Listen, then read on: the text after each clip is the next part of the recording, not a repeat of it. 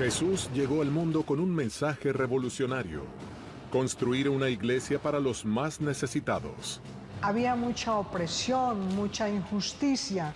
Eligió a 12 apóstoles que predicaron su palabra y sumaron creyentes al proyecto del Hijo de Dios. Personas del pueblo, hombres comunes. Se dedicaba a sacarle el dinero a sus compañeros judíos para dárselo a los romanos. El primer sucesor del fundador es un señor que ha traicionado.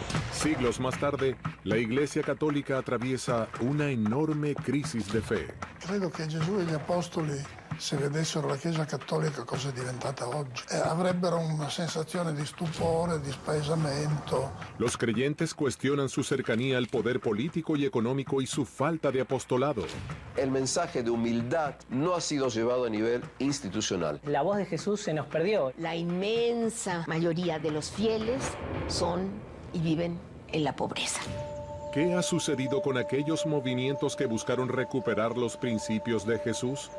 Hablar de los pobres, del oprimido. Y se fue al monte, se fue a la guerrilla, se fue guerrillero. La Iglesia Poder tuvo un rol determinante en la tortura, asesinato y muerte de militantes católicos que le molestaban. ¿Podrá el Papa Francisco recuperar el espíritu de los principios de Jesús? ¿Logrará que los fieles vuelvan a creer en la Iglesia?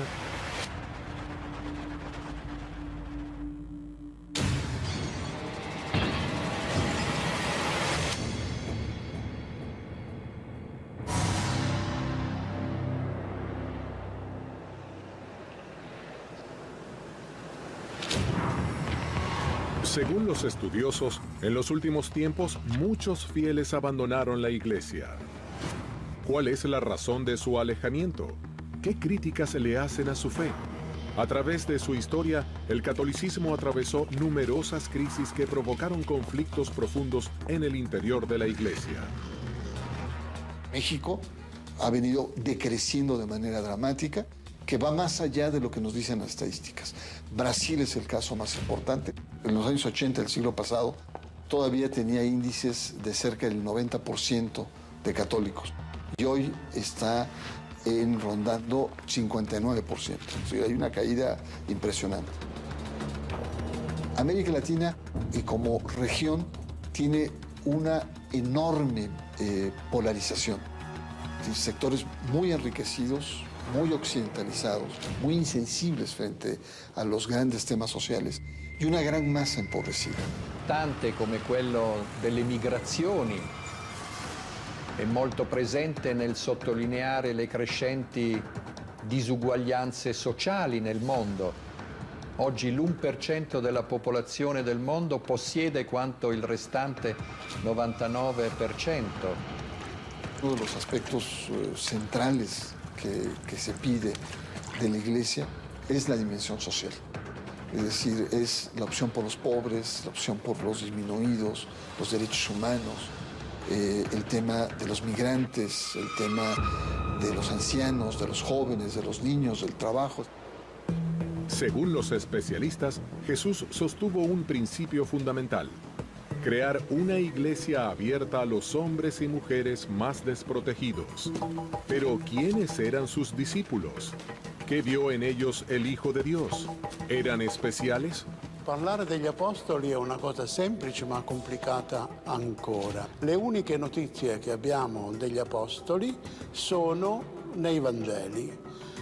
Tutto quello che si racconta della loro morte, della loro vita, è legato alla tradizione e normalmente alle leggende. Si uno mira la llamada del Señor a cada uno de ellos, encontramos que eran personas del pueblo, hombres comunes.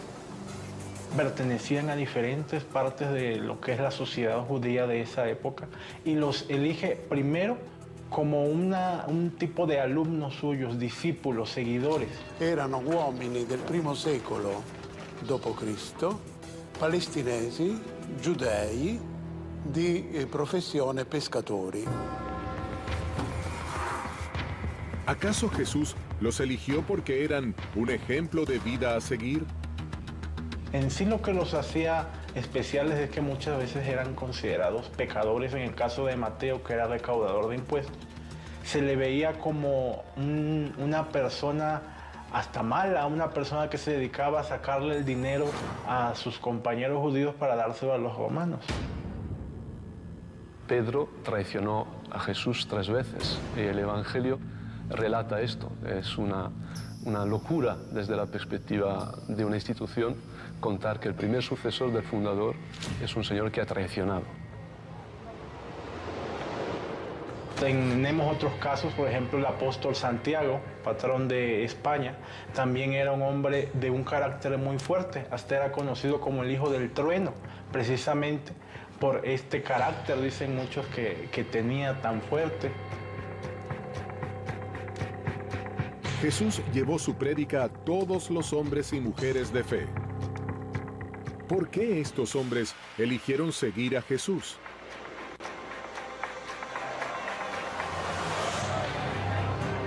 Los apóstoles son personas como nosotros que han encontrado a Jesús y se han enamorado. Pero son hombres como nosotros, no son superhéroes o cosas raras. Y tenían sus debilidades como nosotros.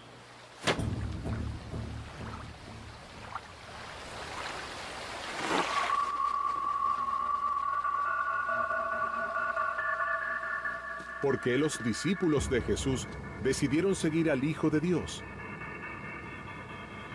¿Por qué aceptaron predicar la palabra de Dio? Gli apostoli seguirono Gesù perché Gesù, anche lui era ebreo, che è molto religioso, educato nella tradizione dei padri e nella religione giudaica, però il suo messaggio fu così dirompente che ebbe un seguito abbastanza che sconvolse parecchio l'ambiente dell'epoca perché fu di fatto rivoluzionario. La lucha de Jesús fue contra toda una estructura que oprimía, porque ahí habían esclavos, gente sin empleo también, o gente que tributaba únicamente a la corte y después vengan, cómprenos. Jesús estuvo contra eso, contra la acumulación. Esa fue su lucha. La relación de los prefectos romanos hacia los habitantes de Judea tuvo altibajos, fue una relación de sospecha mutua. Los judíos durante esa época se rebelaron muchas veces contra los romanos y los romanos aplacaron las rebeliones a mano de hierro. Hubo miles de muertos, muchos de ellos crucificados, como acostumbraban a hacer los romanos.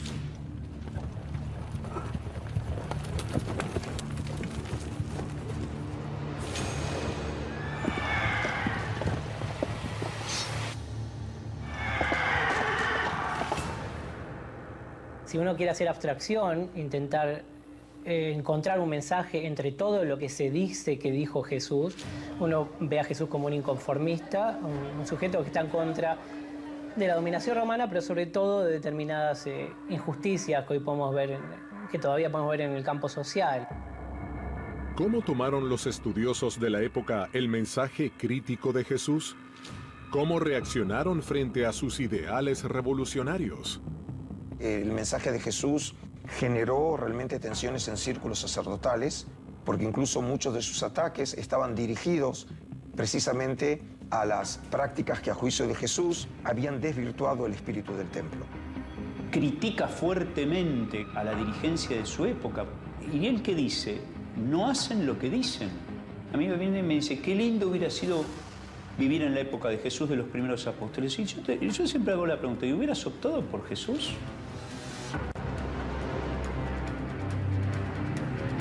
Las prédicas de Jesús chocaban mucho en la antigüedad, por esto se puede decir que eran perseguidas, también porque Jesús siempre utiliza la paradoja.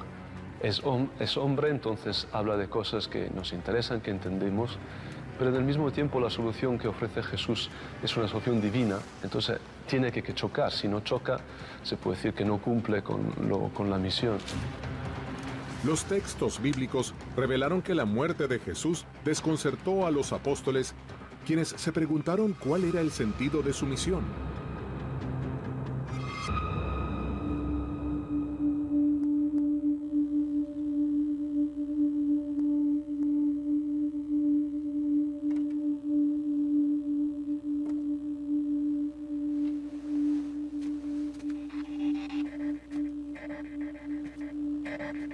Cuando un grupo pierde a su líder, puede suceder que se desintegre o que continúe. Generalmente, cuando un líder es un buen dirigente, crea cuadros. De hecho, Jesús dice en los evangelios que tenía 120 seguidores, 72 discípulos, a los cuales capacitó a 12 para mandar lejos. Enviar lejos en griego se dice apostelo. Apo, más allá. Stelo, enviado, enviar. Gli apostoli seguirono Gesù un po' tutta la Palestina dell'epoca. Gesù sceglieva i piccoli villaggi che erano più abbandonati.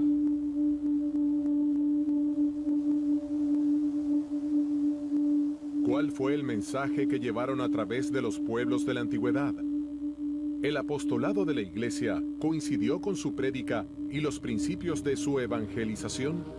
Una de las cuestiones más controversiales cuando uno hace un análisis histórico-crítico de la Iglesia es en qué medida la institución llamada Iglesia llevó un mensaje, llamémoslo cristiano, de amor al prójimo, y en qué manera se fue desviando de eso.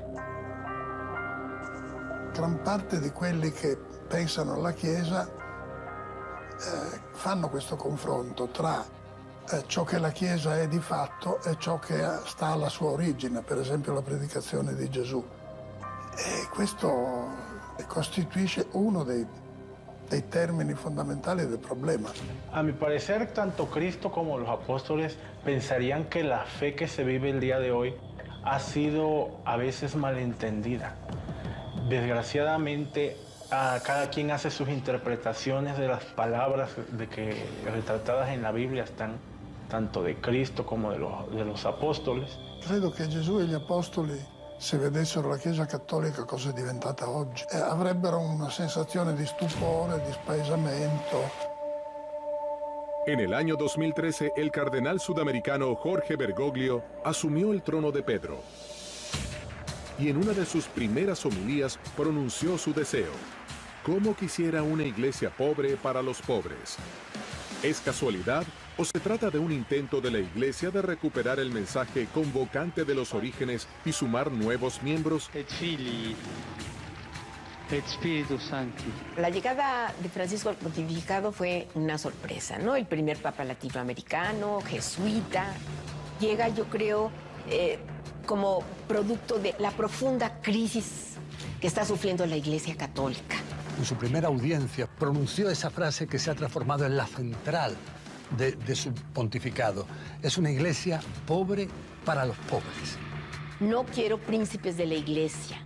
Hace una crítica al clero que se siente superior y vive como príncipe, ¿verdad? Cuando la inmensa mayoría de los fieles son y viven en la pobreza. Este principio del apostolado de Francisco, acercar la iglesia a los más necesitados, fue también un concepto clave para la teología de la liberación, un movimiento religioso que en el siglo XX generó adeptos y enemigos. Pero, ¿por qué un sector de la iglesia lo consideró peligroso? ¿Cuáles fueron los vínculos con la guerrilla? ¿Hubo curas armados? ¿Por qué algunos miembros del Vaticano buscaron el fin inmediato del movimiento?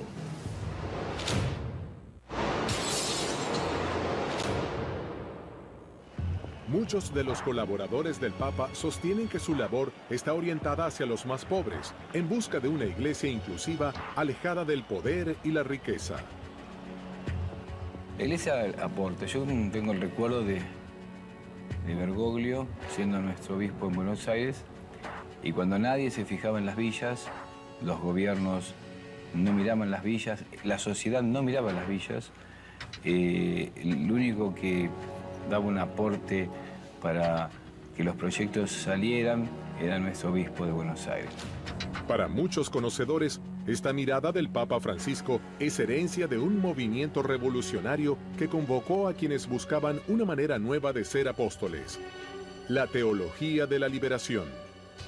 La teología de la liberación es un movimiento que se da sobre todo en América Latina después de un hecho muy importante y disruptivo en la Iglesia, que fue el Concilio Vaticano II, que comienza con Juan XXIII en 1962 y continúa con Pablo VI, ¿no? Va a tener una ratificación muy fuerte en Medellín, la conferencia de Medellín, que ya es en América Latina, y donde se tratan los problemas propios de América Latina, ¿no? Yo estuve en sus albores cuando se dio por sentada la reunión de Medellín, que vinieron todos los obispos de América Latina. Vivimos muy intensamente lo que ahí se dio, que era hablar de los pobres, del oprimido, cosas que nunca se habían tocado en la iglesia. Según los defensores de este movimiento, el principal objetivo era recuperar la labor apostólica de sus sacerdotes, tal como lo había transmitido Jesús.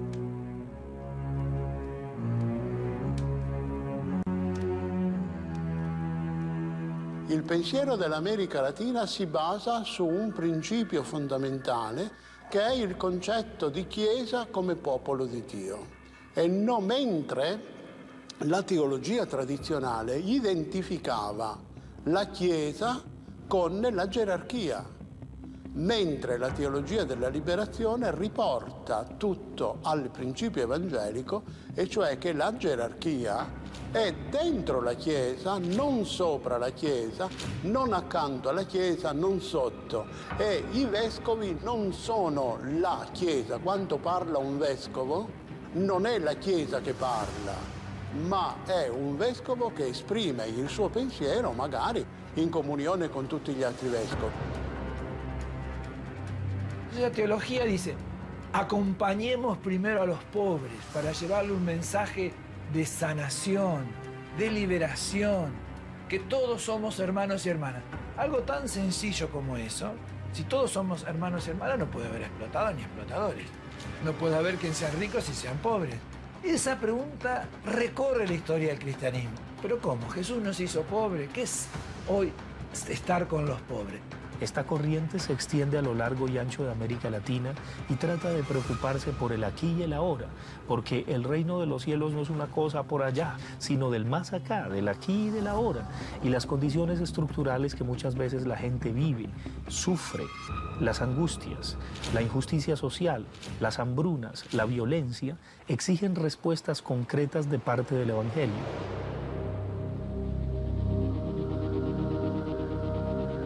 Según los testigos de la época, la labor apostólica de los sacerdotes, su mensaje y la labor social fue bien recibida por los fieles.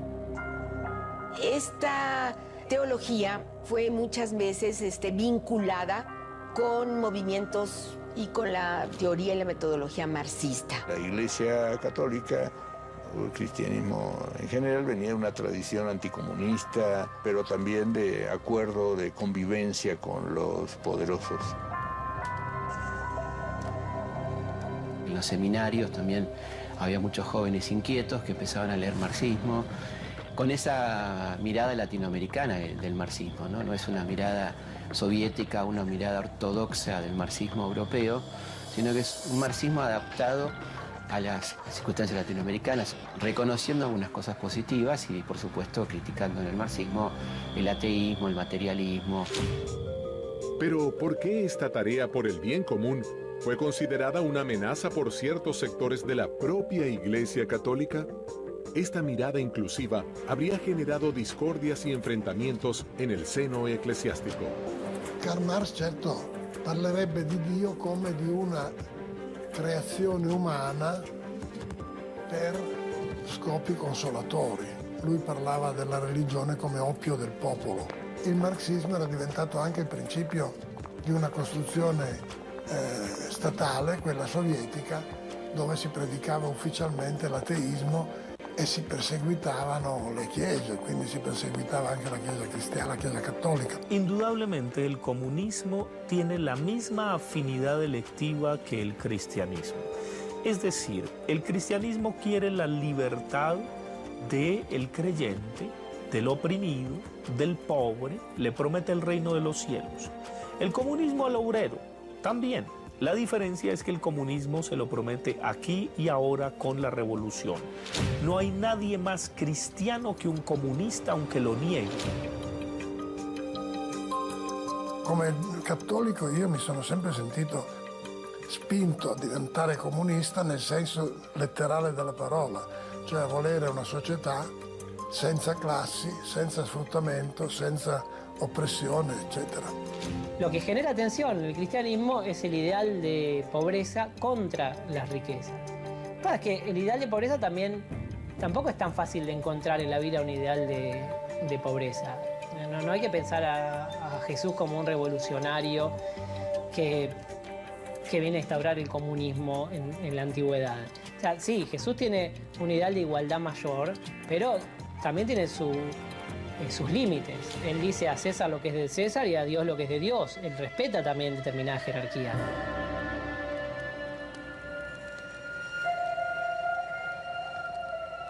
¿Por qué provocaba tanta resistencia una ideología que para muchos se acercaba a la prédica de Jesús y sus apóstoles?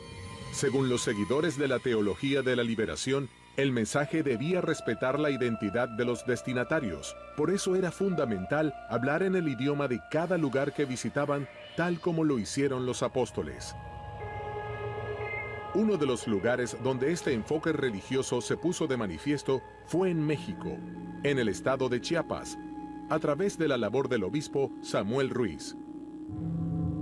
Fue el obispo de Chiapas que se caracterizó durante muchos años por la defensa de los derechos indígenas y que no fue nada querido por la alta jerarquía eclesiástica en México. Y él cuenta su conversión. Él un día fue a hacer la visita pastoral que hacen los obispos y entonces un indígena se le acercó y le dijo que por favor que no viniera más.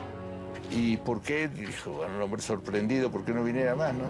Y él le dijo, bueno, lo que pasa es que el hacendado nos pidió doble cuota para atenderlo a usted, ¿no es cierto? Y nosotros, o sea, imagínense, entre todo lo que nos saca el hacendado y encima tenemos que darles más, entonces mejor no venga.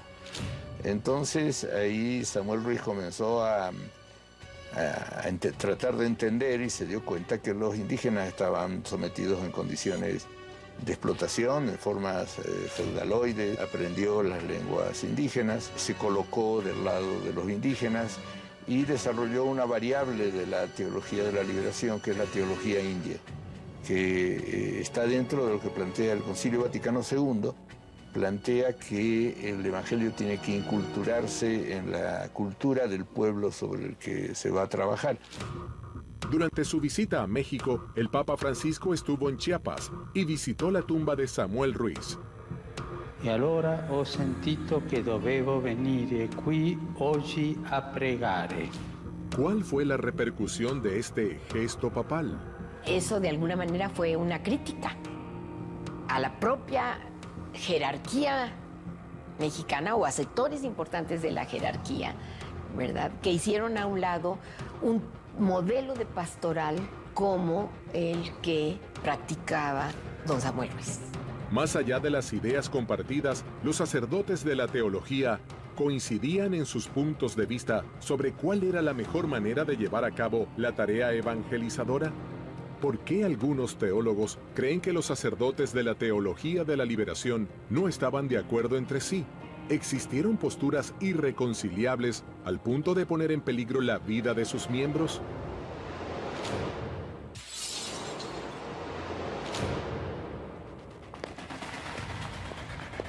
En el último siglo, la Iglesia atravesó una gran crisis interna que provocó la partida de una enorme cantidad de creyentes quienes reclaman una mayor coherencia entre los dichos y los hechos de la institución.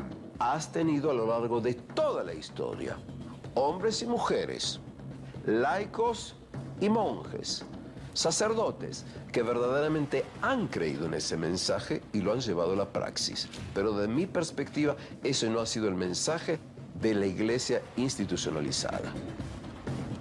En Colombia surgió la figura de Camilo Torres, un sacerdote que para diferentes referentes de la Iglesia despertó posturas encontradas por su labor apostólica. Camilo Torres fue un cura que estudió sociología Y obviamente se dio cuenta de la injusticia que vivía su país, Colombia, que debía cambiar, que él era instrumento de cambio. Ensayó algunos modelos de cooperativismo, específicamente de lo que se denominó la acción comunal, pero pareciera que sus superiores como que lo veían con unos ojos distintos, como si el Cristo no se hubiese comprometido con lo social. ¡Qué paradoja! Y poco a poco se dio cuenta de que no había alternativa. Y se fue al monte, se fue a la guerrilla, se fue guerrillero.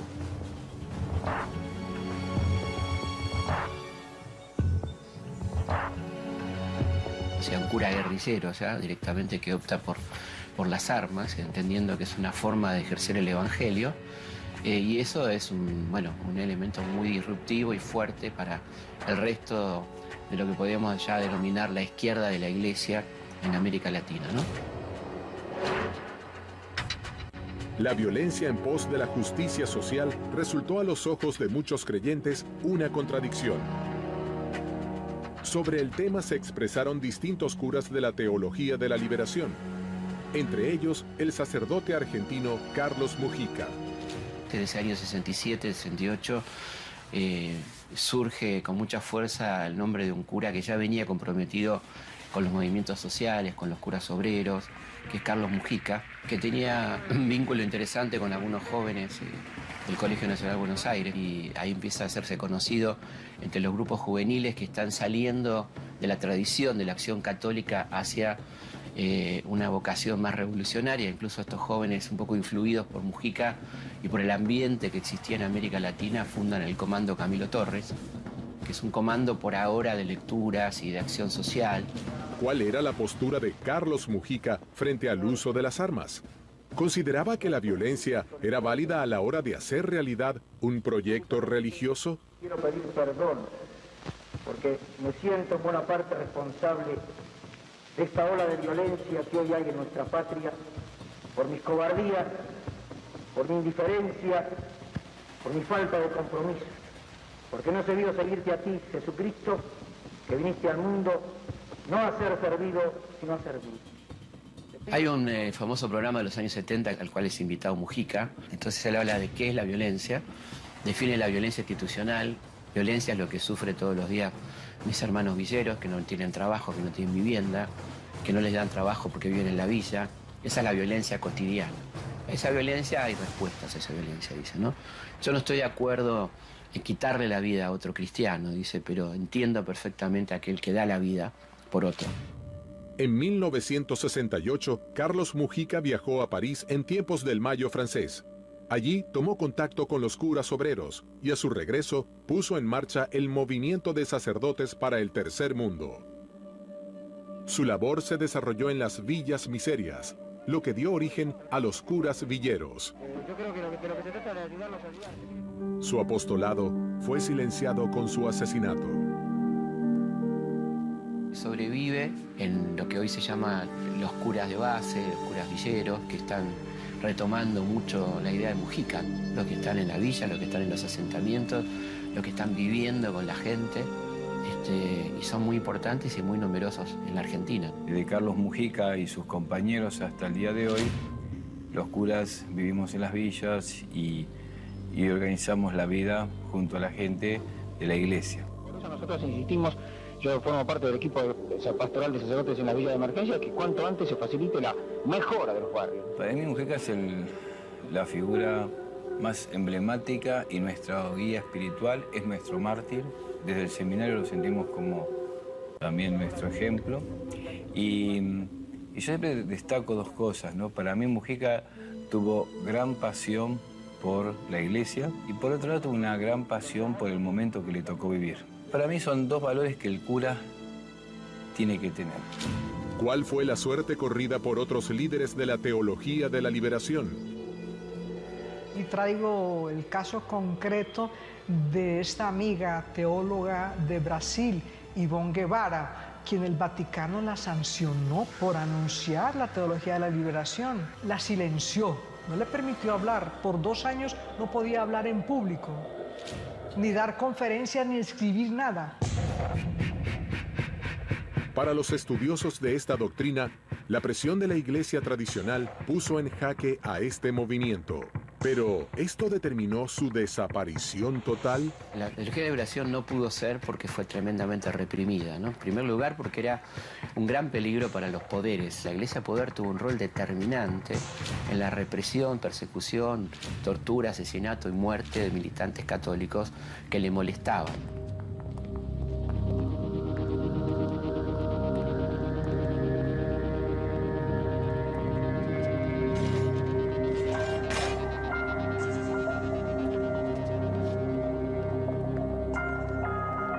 Hay grupos dentro de la Iglesia Católica que no aceptan la teología de la liberación porque se genera otro tipo de estructura, una estructura más de comunidades de base, una estructura donde se van a tomar en cuenta las voces de los pobres y de las mujeres. El cardenal Ratzinger, quien fue el gran consejero del Papa Wojtyła, de Juan Pablo II, y quien estuvo a cargo de la Congregación para la Fe, que es el nuevo nombre de la Inquisición, empezó a desmontar poco a poco la teología de la liberación. Desde Roma encontraron que la mejor manera de desmontar las fichas de la teología de la liberación, porque era poco conveniente al Vaticano, era nombrando a los curas, teólogos de la liberación, obispos. ¿Qué mejor manera que callarlos dándoles una mitra? Para los fieles practicantes y sacerdotes de la Iglesia, era imperativo cambiar la realidad de los más desprotegidos. ¿Acaso los fieles han creído en palabras que nunca dijo Jesús?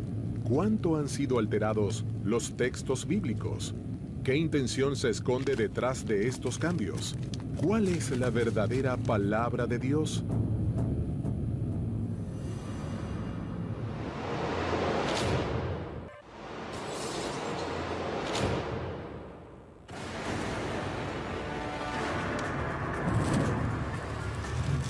Según estudiosos de la Biblia, los textos originarios habrían sido modificados a través de los siglos. ¿Cuál es entonces el verdadero mensaje apostólico que compartieron los discípulos del Hijo de Dios? Es un mensaje de inconformismo, producto de un presente, como casi todos nuestros presentes, incómodo, donde ellos llevan ese mensaje que supuestamente dijo Jesús. Los textos estos fueron escritos por discípulos directos o por gente que no conoció a Jesús. Fueron tradiciones orales. Esto pasa, por supuesto, una cuestión de editar los textos. Quienes agregan, quienes ponen. Esto explica, por ejemplo, las contradicciones que a veces tenemos o las divergencias entre los diversos textos. Si yo veo, por ejemplo, el Jesús de Lucas y el Jesús de Marcos son muy distintos. En Lucas, Jesús está muy seguro de sí mismo. Cuando lo vienen a buscar, dice, bueno, esto es lo que me toca. Está tranquilo, es un sujeto impasible, fuerte. Es el Hijo de Dios, no teme. En cambio, cuando uno lo ve en Marcos, Jesús está asustado. Le pide a su padre que lo ayude. La Iglesia Católica lo sabe. Por eso, siempre que se lee un evangelio, la liturgia dice, este es el evangelio según San Marcos, según San Lucas. Porque la Iglesia sabe, por eso se le llama a la fe de la Iglesia Católica apostólica, porque cree en lo que dijeron los apóstoles. No tanto en lo que dijo Jesús, sino nos llegó a través de la interpretación de los apóstoles y ya los discípulos de los apóstoles son los que empiezan a escribir textos, ni siquiera los apóstoles.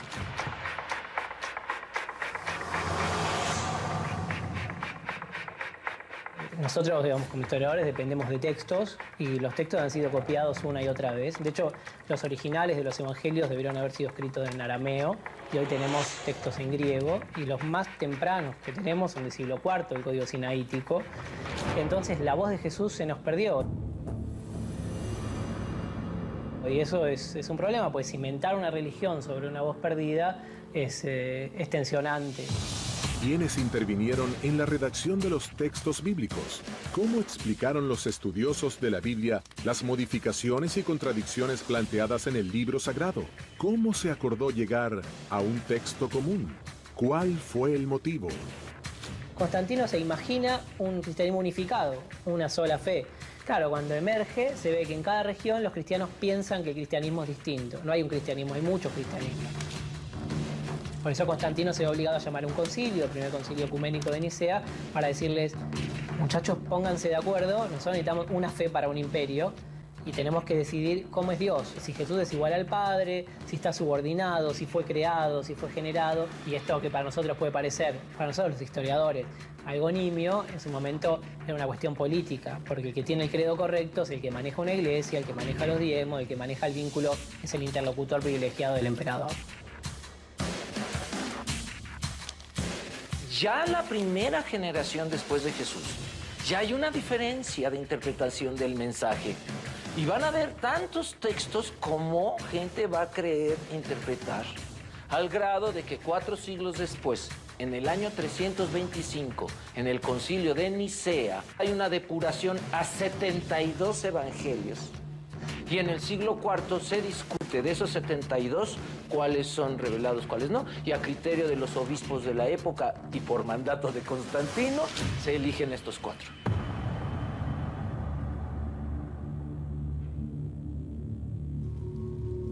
Los evangelios que fueron descartados son conocidos como evangelios apócrifos.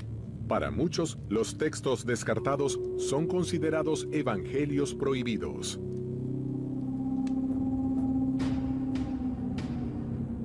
Los evangelios apócrifos no son evangelios prohibidos, son evangelios che non hanno sido utilizados porque se piensa que lo que dicen no es más que un relleno de lo que ya está. I Vangeli apocrifi sono stati esclusi dal canone per l'eccesso di divino che c'è in essi, perché abbondano di miracolismo e miracoli banali. Gesù che per esempio ad un bambino che gli fa un dispetto lo fa morire, poi la Madonna lo sgrida e lui lo risuscita.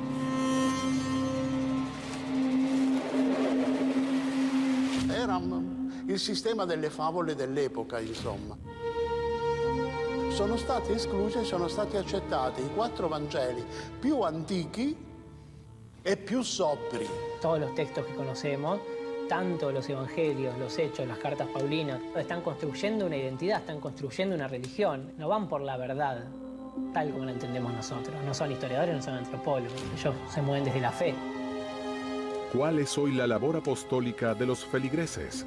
¿Cuál es el mensaje que transmiten los creyentes? ¿Cuáles son las posibilidades reales que tiene Francisco para llevar a cabo su misión? ¿Podrá el Papa Francisco recuperar a los fieles que abandonaron la Iglesia o su misión está condenada al fracaso?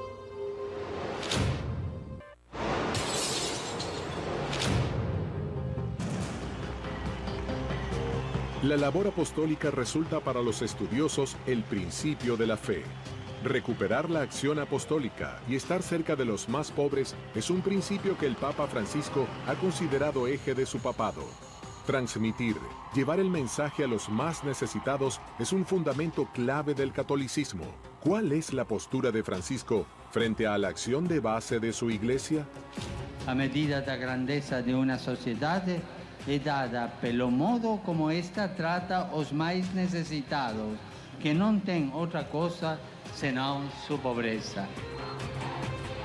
¿Hacia dónde va la Iglesia en términos apostólicos, evangelizadores? Creo que estamos en una etapa muy interesante, en el sentido de generar una mayor pertenencia a la Iglesia, una comunidad, un mayor compromiso, como nos insta, por ejemplo, el Papa Francisco respecto a una Iglesia en salida y hacia los más pobres, esos que por ahí viven, como me gusta decir a mí, un ayuno forzado porque no tienen las mínimas condiciones de vivienda, de trabajo. Francesco è il primo Papa del mondo globale. Non è nato in un villaggio bavarese, in un villaggio polacco, non è cresciuto in una piccola città italiana. Viene da una megalopoli di milioni di abitanti come Buenos Aires, in cui ci sono tutte le situazioni sociali, in cui sono presenti tutte le religioni.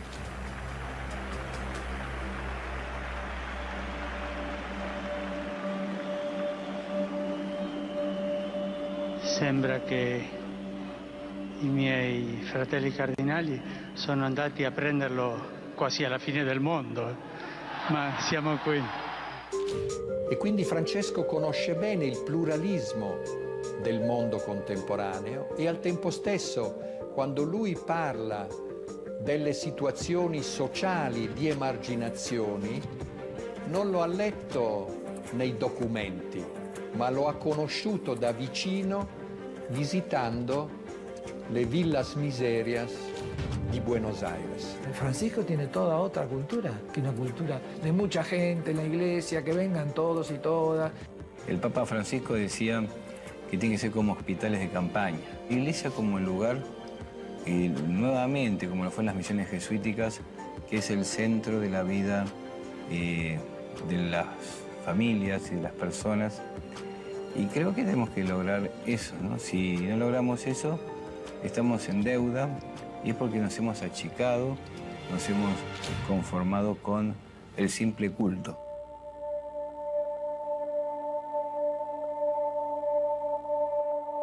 Se non confessiamo Gesù Cristo, la cosa non va.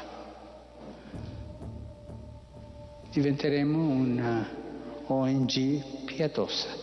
La mirada católica históricamente es cómo se vive la fe en la sociedad, en la actualidad que me toca vivir. Entonces, la religión está expresada sobre todo en las acciones que tienen que ver con el compromiso social en donde se juega realmente el reino de los cielos. A mí me ha sorprendido siempre ver en sus visitas, ya sea en Bolivia, ya sea en Estados Unidos, cómo, por ejemplo, ha visitado cárceles.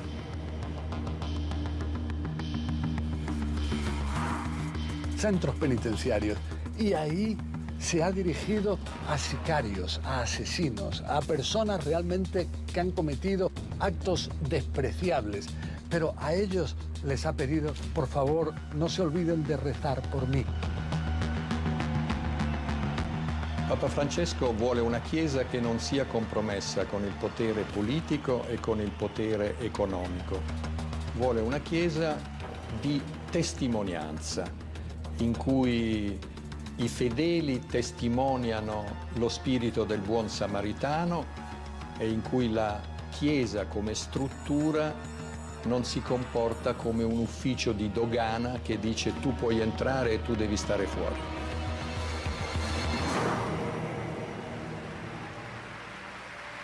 È l'uomo che ci dà questo spirito di pace, l'uomo povero.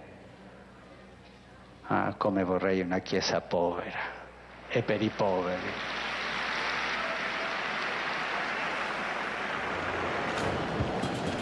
¿Podrá llevar a cabo su acción revolucionaria? ¿Podrá hacerle frente a los que se oponen a los cambios? ¿Cuál será su estrategia para hacer realidad en el siglo XXI la iglesia que Jesús predicó?